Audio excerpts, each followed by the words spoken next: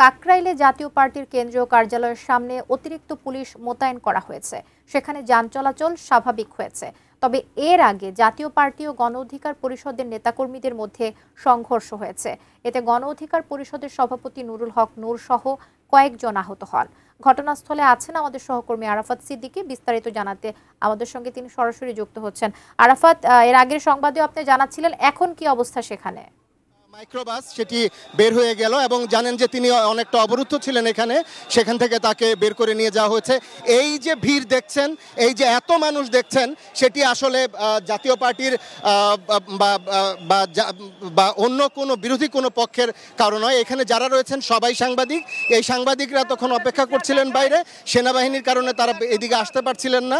তারা এখন জাতীয় পার্টির চেয়ারম্যান বের হওয়া মাত্রই তাকে ঘিরে ধরেছেন এবং মনে হতে পারে যে এটিও হয়তো একটি মব। এই মব থেকে পুলিশ সদস্যরা অবশেষে অনেকক্ষণ তারা নীরবে দাঁড়িয়ে দেখেছেন এবং অবশেষে তারা এক পর্যায়ে বাধ্য হয়ে এখানে তারা বাঁশি ফু দিয়ে এবং কিছুটা ধাক্কা দিয়ে গণমাধ্যম কর্মীদের সরিয়ে দিয়েছেন। যারা জাতীয় পার্টির চেয়ারম্যানকে বহনকারী যে কালো মাইক্রোবাসটি সেটি যারা ঘিরে রেখেছিলেন।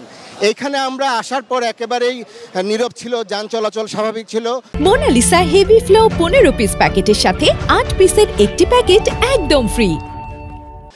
এখানে আমরা এসে দেখেছি সেনা সদস্যরা, পর্যাপ্ত সেনাবাহিনীর সদস্য মোতায়েন রয়েছেন। সেনা সদস্যরা চলে যাওয়ার পরপরই আইন শৃঙ্খলা রক্ষাকারী বাহিনীর অন্যান্য বাহিনীর সদস্যরা আসেন, অর্থাৎ পুলিশের একটি ব্যাপক উপস্থিতি এখানে আসে, যাতে সেনাবাহিনী রিপ্লেসমেন্ট হিসেবে অনেকটা বলতে পারেন। এবং সেনা সদস্যরা চলে যাওয়ার পরপরই আমরা দেখলাম যে যারা বিভিন্ন অনলাইনে কাজ করেন এমন বেশ কিছু সাংবাদিক, অন্তত 100 সাংবাদিক, তারা মোবাইল বা বিভিন্ন অজমো বা বিভিন্ন বুম হাতে তারা এখানে এসে তারা প্রথমে চেষ্টা করলেন জাতীয় পার্টির অফিসে যারা নেতাকর্মী ছিলেন তাদের সাক্ষাৎকার নিতে। এবং এর কিছুক্ষণ পরেই জাতীয় পার্টির যে চেয়ারম্যান GM কাদের তিনি বের হয়ে আসেন এবং তিনি বের হয়ে আসার পরপরই আসলে একটি হুলস্থুল পরিবেশ তৈরি হয়। সবাই তার উপরে অনেকটা হামলে পড়ে তার সাক্ষাৎকার নেওয়ার জন্য। তবে এই সাক্ষাৎকার নেওয়ার প্রবণতাটাই কিছুক্ষণের মধ্যেই মনে হয়েছে যে নতুন করে হয়তো একটি মব তৈরি হতে পারে। এক পর্যায়ে পুলিশ সদস্যরা হস্তক্ষেপ করে গাড়িটিকে নিরাপদে বের হয়ে যেতে দেয়। এমনকি এখানে যারা সাংবাদিক ছিলেন তারাও নিজেদের মধ্যে একটি হাতাহাতির অবস্থায় চলে এসেছিল ধাক্কাধাক্কির কারণে। এই অবস্থাটা আসলে হয়তো কাম্য নয় কোনো গণমাধ্যম কর্মীর কাছেই। তো এখানে এই ছিল আসলে পরিস্থিতি এবং এই অবস্থা চলছে। এর আগের অবস্থা যদি বর্ণনা করতে যাই, তাহলে আমরা এখানে আসার পরে আমরা দেখেছি যে এই যে বিজয়নগরের জাতীয় পার্টির যে কার্যালয়, তার যে মোড়, সেই মোড়টির মধ্যে আগুন জ্বলছিল, টায়ারে আগুন জ্বলছিল এবং সেনাবাহিনীর সদস্যরা সেগুলো নিভিয়ে একপাশে তারা সরিয়ে দেন এবং দুই পক্ষকে, অর্থাৎ জাতীয় পার্টির যারা নেতাকর্মী ছিলেন তাদের যেমন তারা কার্যালয়ের ভেতরে পাঠিয়ে দেন এবং যারা গণ অধিকার পরিষদের নেতাকর্মী ছিলেন তাদের তারা এখান থেকে সরিয়ে দেন। এর আগে যেটি হয়েছে জানেন যে আজকে বিকেলে গণ অধিকার পরিষদের যে একটি সভা ছিল, সেই সভার বিষয়বস্তু ছিল বলে জাতীয় পার্টিরা দাবি করছেন যে সেই সভা থেকে আসলে জাতীয় পার্টিকে ফ্যাসিবাদী আওয়ামী লীগের দোসর হিসেবে আখ্যায়িত করে এই দলটিকে নিষিদ্ধ করার দাবি জানানো হয়েছিল এবং এর যে জাতীয় পার্টির যে চেয়ারম্যান GM কাদের তাকে গ্রেপ্তারের দাবি তোলা হয়েছিল। এবং সেই অনুষ্ঠানটির পর সেই সভা বা মিটিংটি শেষ করে তারা একটি মিছিল নিয়ে যখন এই জাতীয় পার্টির অফিস প্রদক্ষিণ করছিল, তখন জাতীয় পার্টির অভিযোগ যে প্রথমে নাগরিক পার্টির জাতীয় পার্টির অভিযোগ যে গণ অধিকার পরিষদের নেতাকর্মীরা মিছিলের পেছন থেকে জাতীয় পার্টির নেতাকর্মীদের উপর হামলা করে। অপরদিকে গণ অধিকার পরিষদের নেতাকর্মীদের দাবি হচ্ছে জাতীয় পার্টির নেতাকর্মীরা প্রথমে তাদের শান্তিপূর্ণ মিছিলে হামলা চালায়। এই দুই পক্ষের হামলার অভিযোগ যখন চলছে, তারই মধ্যে আসলে ধাওয়া পাল্টা ধাওয়া, ইট পাটকেল নিক্ষেপ এবং আমরা দেখতে পাচ্ছেন যে রাস্তায় প্রচুর ইট পড়ে আছে।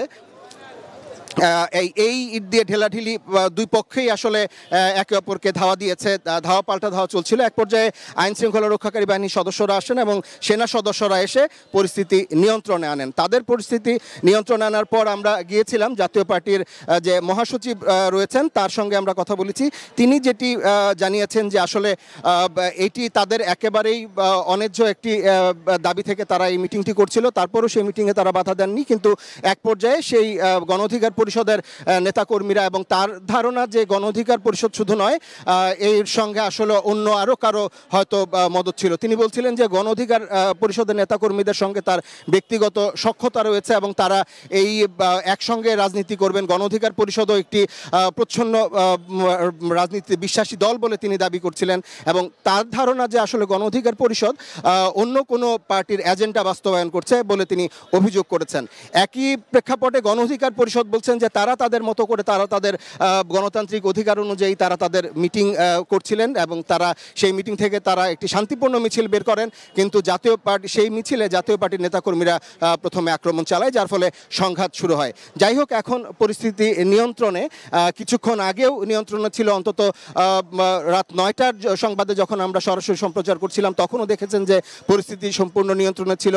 আমরা 8টা থেকেই দেখেছি যে এখানে যান চলাচল স্বাভাবিক রয়েছে। তবে তারপর যখন জাতীয় পার্টি আইনশৃঙ্খলা রক্ষাকারী বাহিনীর বিশেষ করে পুলিশ সদস্যরা এসে জাতীয় পার্টির চেয়ারম্যানকে তার গাড়িতে তুলে দিলেন, তখনই আমরা দেখলাম যে গণমাধ্যম কর্মীরা একসঙ্গে হামলে পড়ে মনে হচ্ছিল যে আরেকটি হয়তো মব হতে পারে। এক পর্যায়ে পুলিশ সদস্যরা তারা এসে গণমাধ্যম কর্মীদের কিছুটা সরিয়ে সেই গাড়িটিকে যাওয়ার সুযোগ করে দেয়। তো এই ছিল আমার কাছে এই বিজয়নগর বা কাকরাইল থেকে সবশেষ।